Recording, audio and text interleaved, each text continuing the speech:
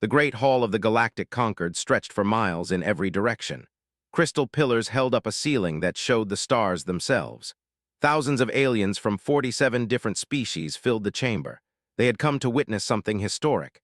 A new race had discovered faster-than-light travel. A new race wanted to join the galactic community. Ambassador of the Hegemony stood near the front of the crowd. His blue scales shimmered under the starlight. He was bored. He had seen this ceremony many times before. Some primitive species would arrive. They would beg for territory. The conquered would give them a small corner of space. Then everyone would forget about them. But today, something unusual happened first. Elder Eth walked slowly to the center of the chamber. He was the last of an ancient race that had existed for millions of years. His body was frail. His 4 eyes were clouded with age. They had announced that they would soon end their own existence. They were tired, they said. They had seen enough. But before they left the universe forever, Eth had one final message. "I speak now to all the young races," the elder said. His voice was weak, but it carried through the silent hall. "My people have watched the stars since before your worlds had life.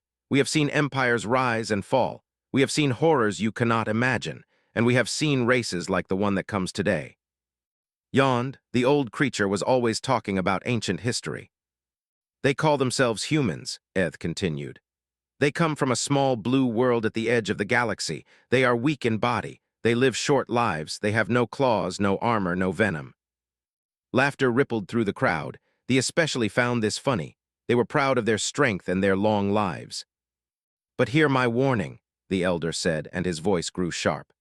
"When the apewalkers build their mountains that sail among stars, the galaxy will learn what fear truly means. Do not mock them. Do not corner them. Do not give them reason to show you what they truly are." More laughter. Ambassador shook his head. "The old fool has lost his mind," he whispered to his assistant. "Mountains that sail, what nonsense." Elder Eth looked across the crowd. His ancient eyes seemed sad. "You do not believe me. The races before you did not believe the warnings either. That is why they are gone and we remained. But we are tired of watching young fools repeat old mistakes." He turned and walked away.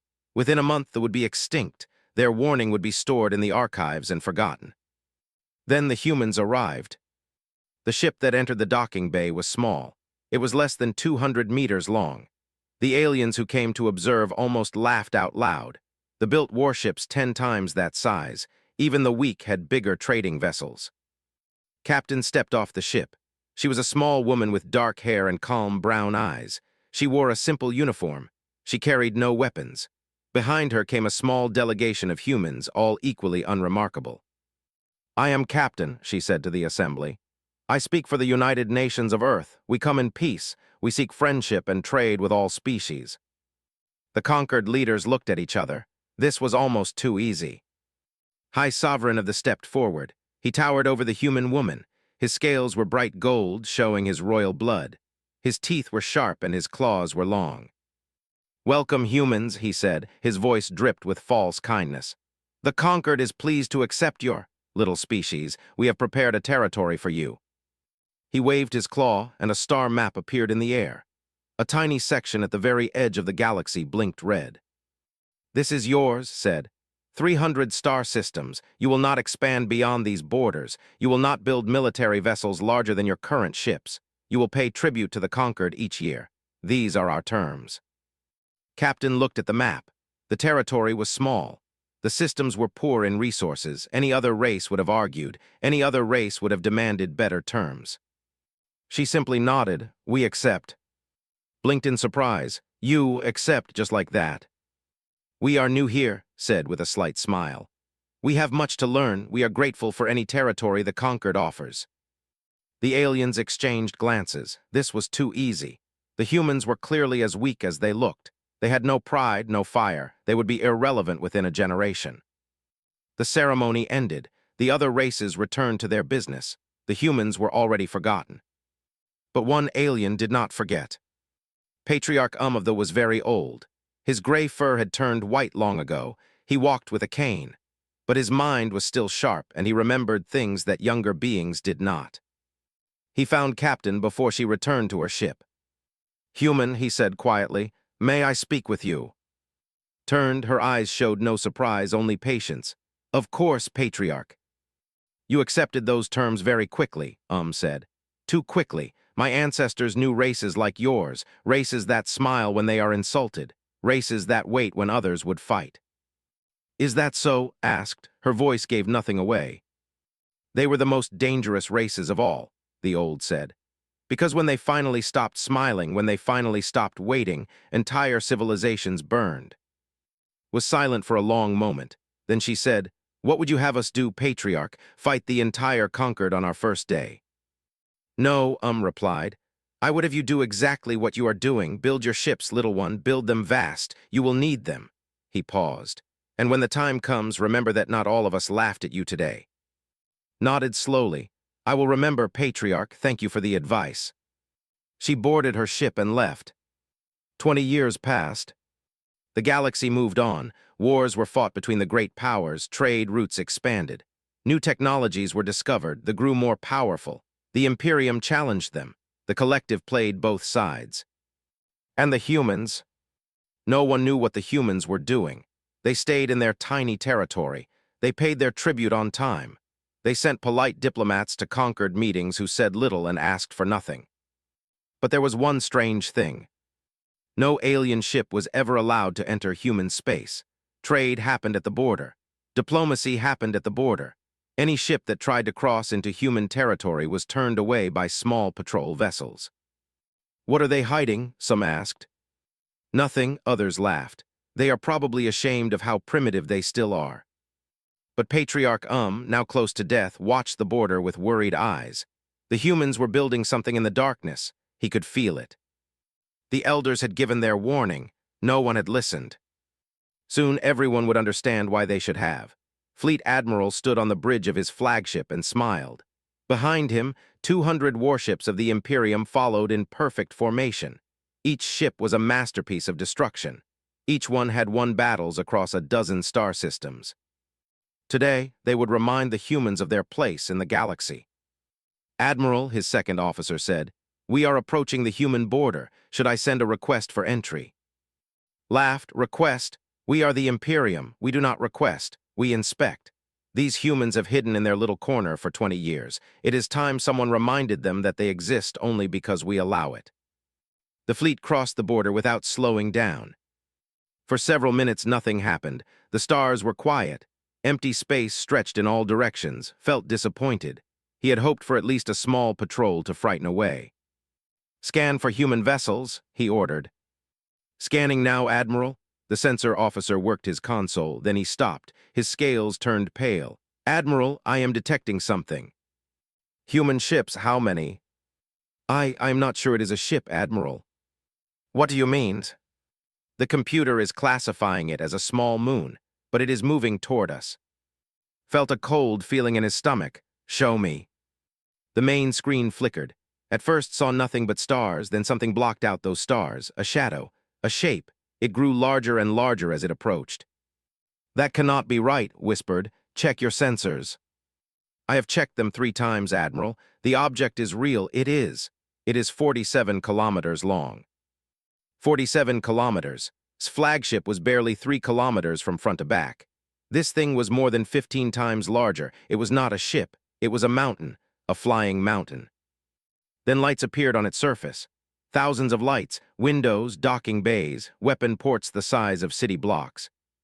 "Admiral," the sensor officer shouted. "More contacts, 12. No, 14 more objects of similar size. 15 vessels, each one the size of a small moon, each one covered in weapons that they had never seen before. They emerged from the darkness like giants waking from a long sleep." The lead ship came close enough for to read the name painted on its hull in letters 100 meters tall. UNS Olympus Mons. "We are being hailed," the communications officer said. His voice was shaking. "On screen," ordered. He tried to keep his voice steady. A human face appeared. A dark-skinned man with gray hair and calm eyes. He wore a simple uniform with the rank markings of an admiral. His expression showed no anger, no fear, only patience. "I am Admiral James of the Terran Defense Force," the human said. "You have entered Terran sovereign space without permission. You have 60 seconds to reverse course and return to the border. There will be no second warning." felt his pride burn hot.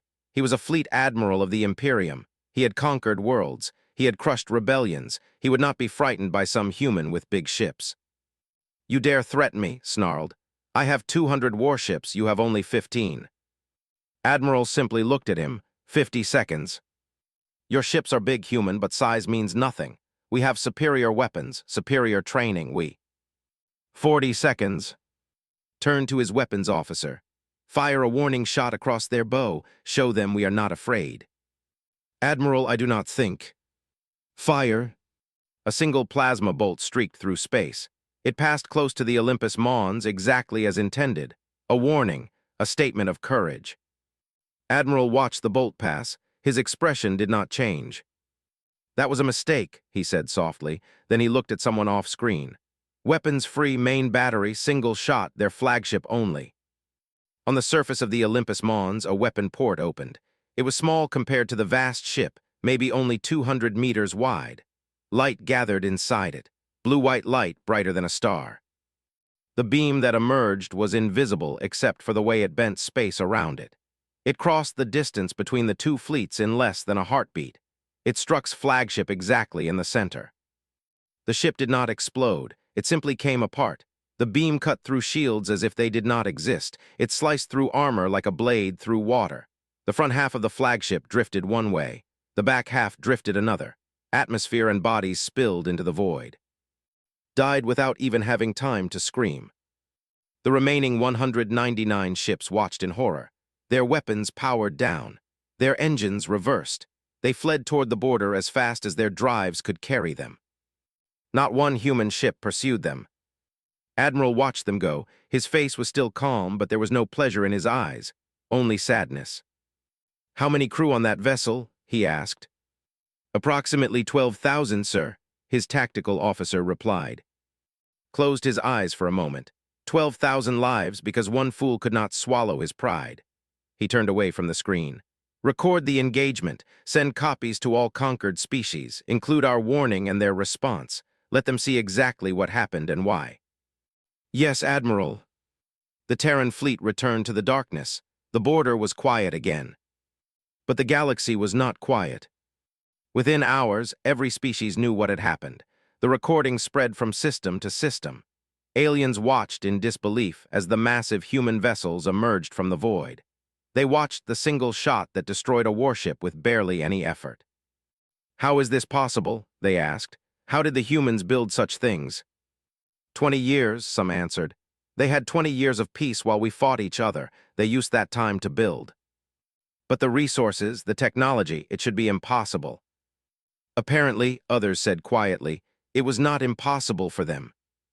In the great archives of the conquered, scholars searched for answers. They found old records, forgotten files, and in those files they found the last words of Elder Eth of the "When the ape walkers build their mountains that sail among stars, the galaxy will learn what fear truly means." The words were no longer funny.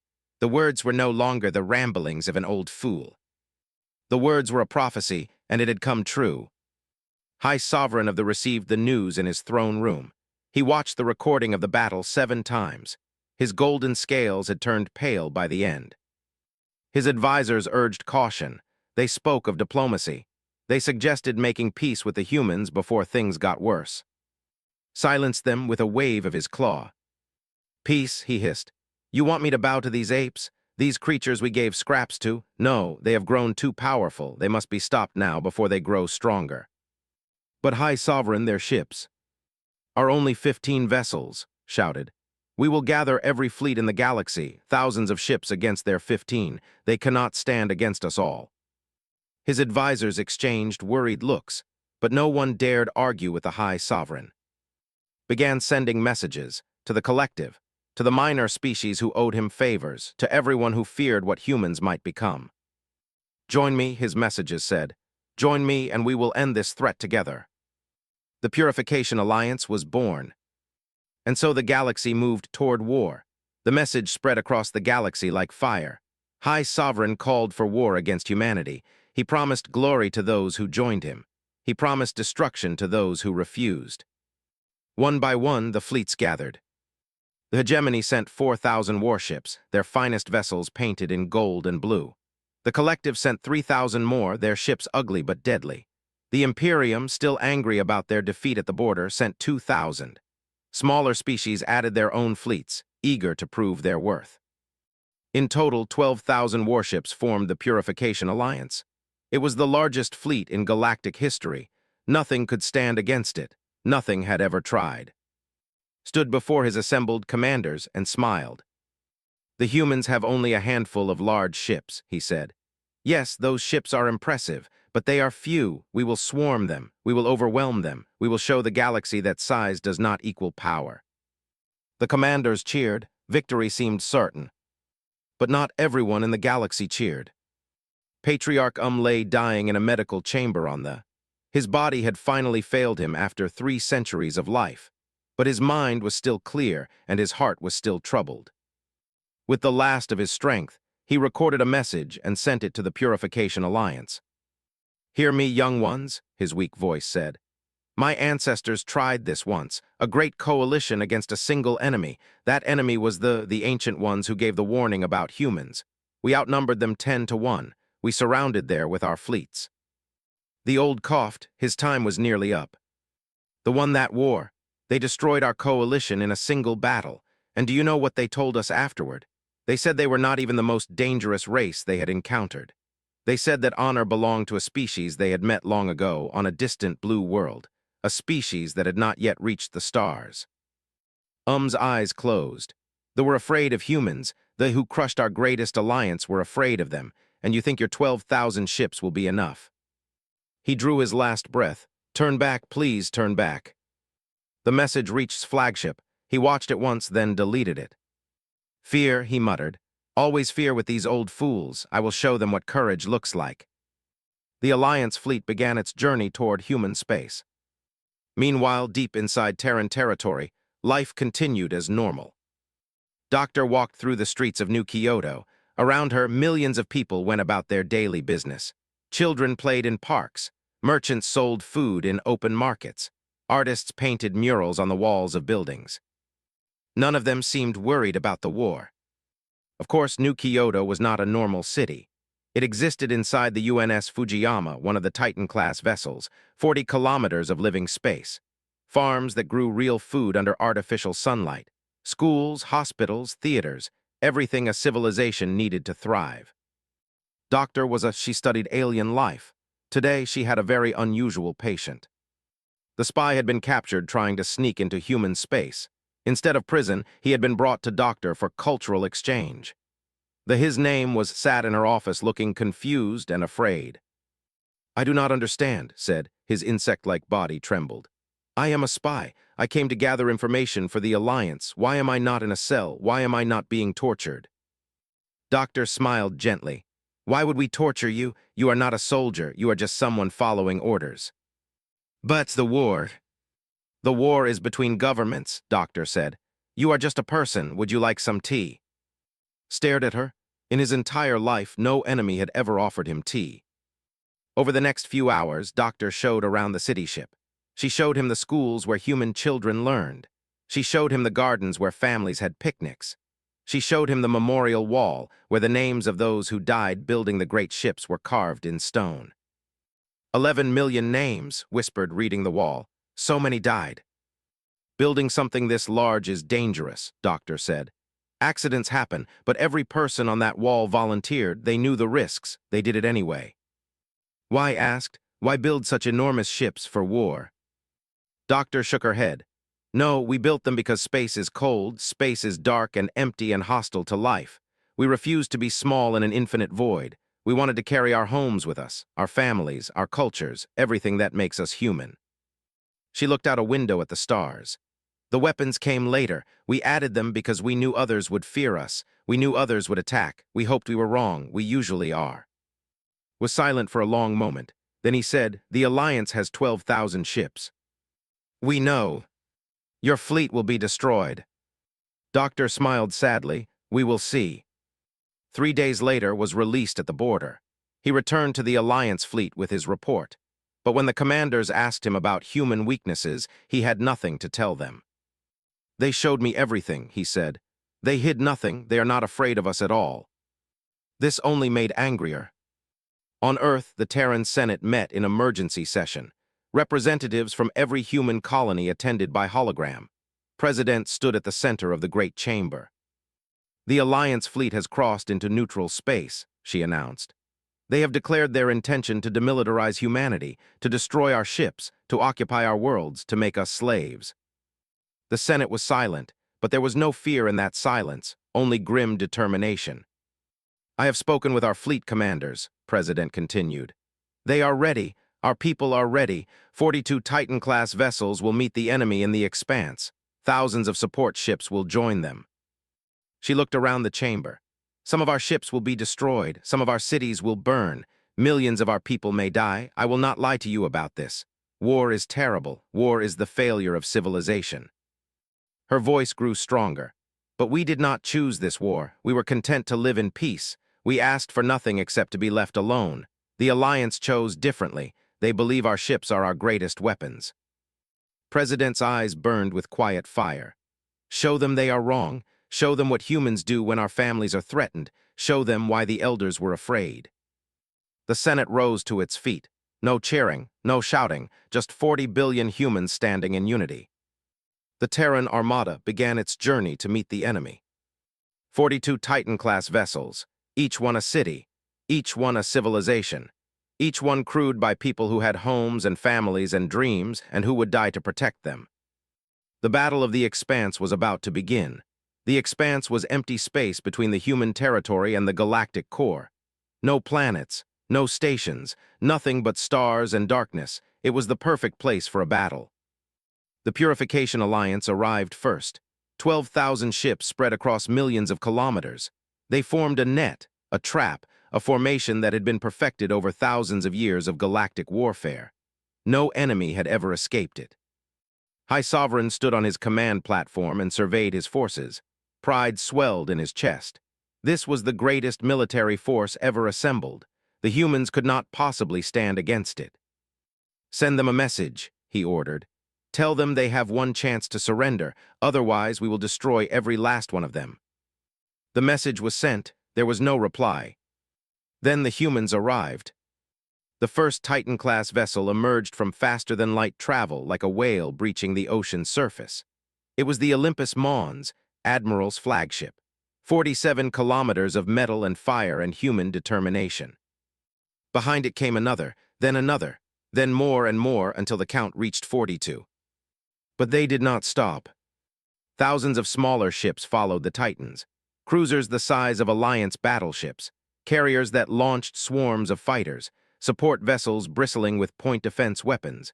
The human fleet kept arriving for nearly 10 minutes. When it finally stopped, the Alliance sensors could not even calculate the total number of enemy ships. There were too many. The computer kept overloading. And then something strange happened. Space itself seemed to bend. The combined mass of the Terran fleet was so great that it caused gravitational waves. Alliance ships on the edges of the formation felt their orbits shift. Stars seemed to wobble in the distance. Stared at his screen. His golden scales had turned pale. How many ships? He demanded. We cannot count them, High Sovereign. Our estimate is over 6,000 vessels, but the mass readings suggest. Suggest what? The human fleet has more total mass than our entire alliance. Their Titan-class ships alone outweigh everything we have. For the first time, felt doubt, but he had come too far to turn back. His pride would not allow it. All ships prepare to attack, he ordered. Launch all missiles, full barrage. 12,000 Alliance ships fired at once. The sky filled with light. Millions of missiles streaked toward the human fleet. It was the greatest barrage in the history of warfare. Nothing could survive it. The human ships did not move. They did not try to dodge. They simply waited. When the missiles came within range, the point defense systems activated. The Titan-class vessels were designed to protect city-sized populations. Their defense systems were built to stop asteroid fields, meteor swarms, and debris clouds. Each ship could track and destroy thousands of targets per second. Missiles died by the millions. The space between the two fleets became a wall of explosions. The light was so bright that sensors on both sides went blind. When the light faded, the human fleet was untouched. "Impossible," whispered.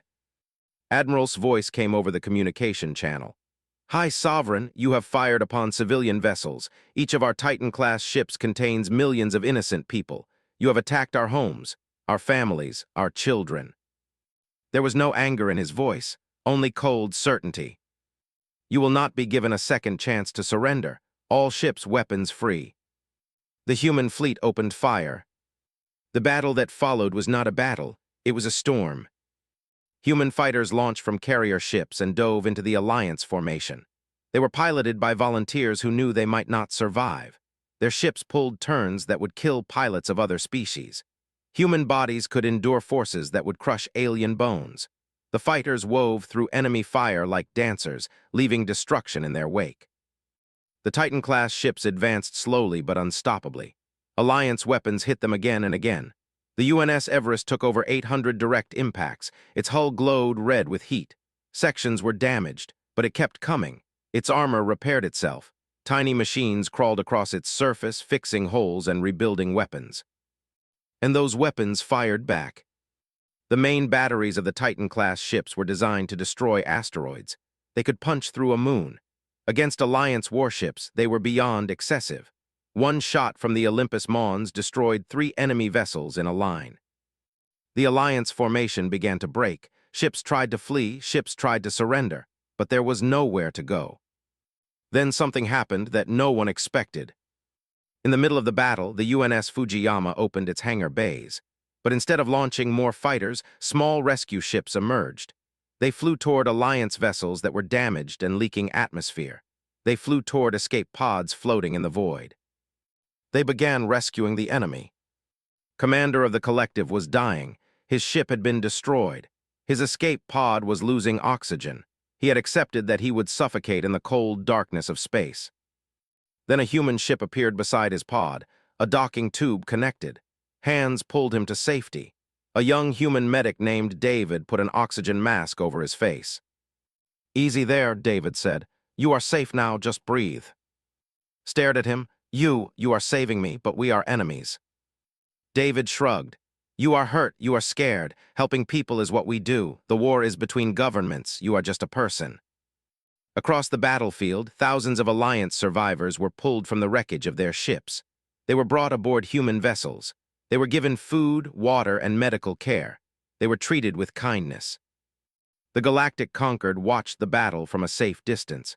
They saw the human fleet destroy the Alliance, but they also saw the rescue operations. They saw humans risking their lives to save their enemies. "They are not monsters," the observer whispered. "They are warriors, but they are not monsters." The battle ended in less than 3 hours. Of the 12,000 Alliance ships, only 1,400 managed to escape. The rest were destroyed or captured. Human losses were not small. 7 Titan-class vessels were destroyed completely. Each one had contained millions of people. 14 more were badly damaged. The total human deaths were estimated at 22 million. Admiral stood on the bridge of the Olympus Mons and looked at the casualty reports. His hands shook slightly.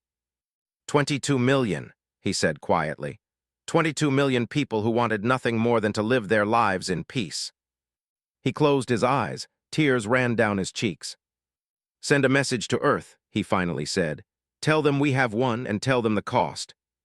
The victory celebration never happened. There was only mourning. But the war was over. High Sovereign had survived. His flagship had fled with the other Alliance survivors. He raced toward the Galactic Concord, planning to demand that the remaining species unite against the human menace. He did not know that the Concord had already made their decision. They had seen everything. And they had seen enough. 1 year had passed since the Battle of the Expanse. The Galactic Concord station looked different now. A new monument stood in the central plaza. It was a statue made of metal salvaged from both human and Alliance ships. The statue showed a human medic carrying a wounded soldier in his arms. The plaque at the base read, "Strength is not the ability to destroy. Strength is the choice to protect." Visitors from every species stopped to look at it. Many of them left flowers or small tokens of respect. The statue had become the most visited place in the entire station.